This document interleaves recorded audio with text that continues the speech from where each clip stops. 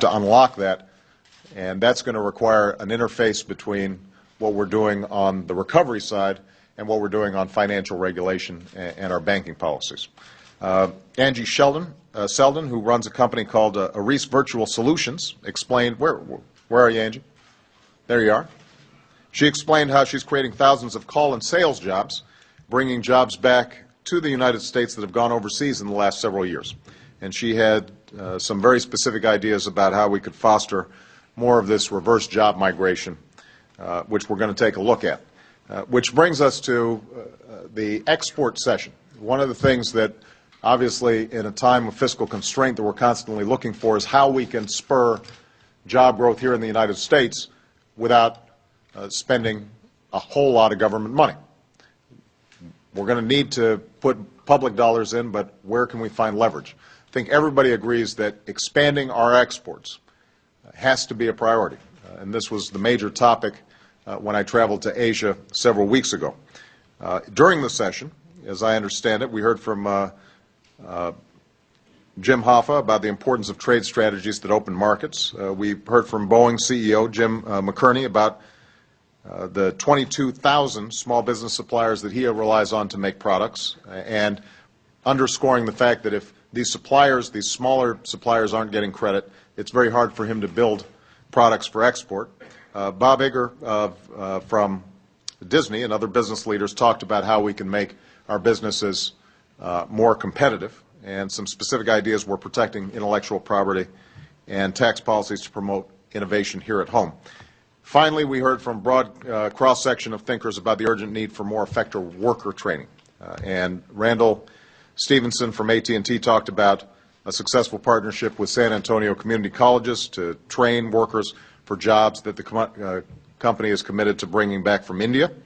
And I think we all agreed that we should look to build on these kinds of partnerships to leverage the community college system. We heard from in our infrastructure session, we heard that same refrain about the need to train workers effectively. Randy Weingarten of the AFT suggested a specific idea: community schools, especially in rural areas, where parents can get training after hours in the same place where their kids are learning during the day. And I think that's a terrific idea worth exploring. Let me just close by saying this. What was striking is the overlap that existed in a lot of these sessions.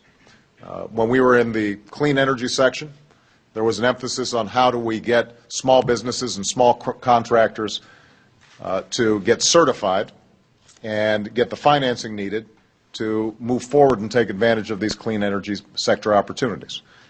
When we were in the infrastructure section, there was a strong emphasis on needing to plan not just for existing road projects, but also how do we think about the fact that in the future we need a cleaner transportation industry. So there's a lot of overlap between all these different breakout sessions that we engaged in.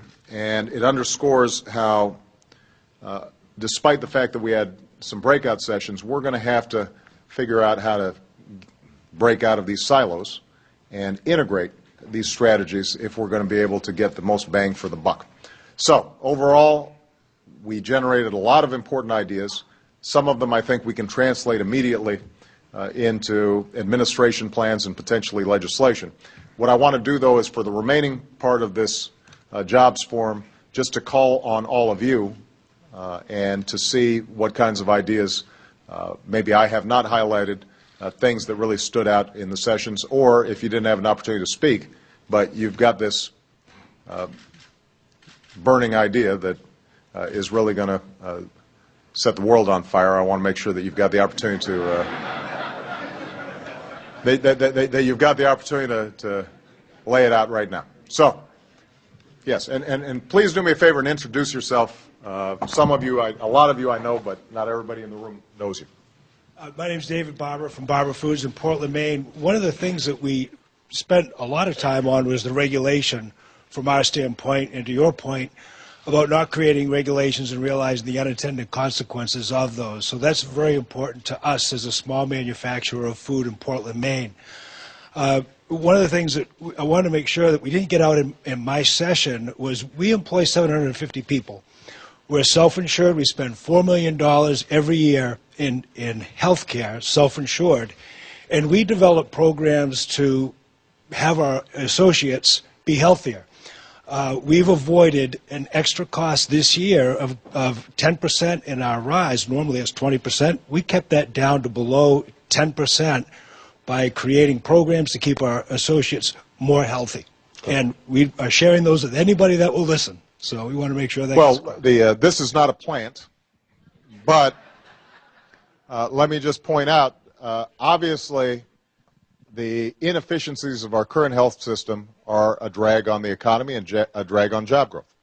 And if you, as a small business or a large business, are seeing premiums for your employees going up 15, 20% a year, I've had letters from small businesses who said that their policy was jacking up their costs by as much as 48%.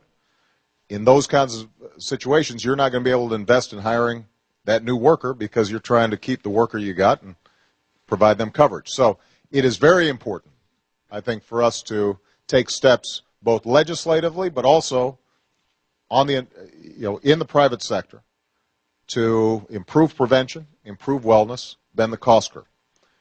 I actually think that the legislation that we are working, that as we speak, I hope members of Congress are working on right now, will have that salutary impact. But you're absolutely right that companies like yours, companies like Safeway, have done some very important creative work on your own.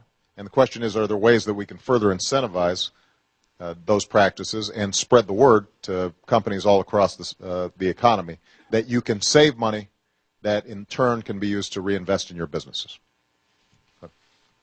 Yes, sir. No burning idea, but in reference to silos, is there going to be a document that boils down to different groups so that the people in my group understood what happened in the next group, because it might give us ideas. We had extensive note-taking in every one of the sessions, and that will be distributed to all of you. And I want to assure you that this is just the start of this interaction that we're having with you. So you will then have the opportunity to continue to refine a lot of these ideas. We'll probably set up some working groups coming out of this, and the input that we're soliciting from you is going to be continuous. All right? Frank?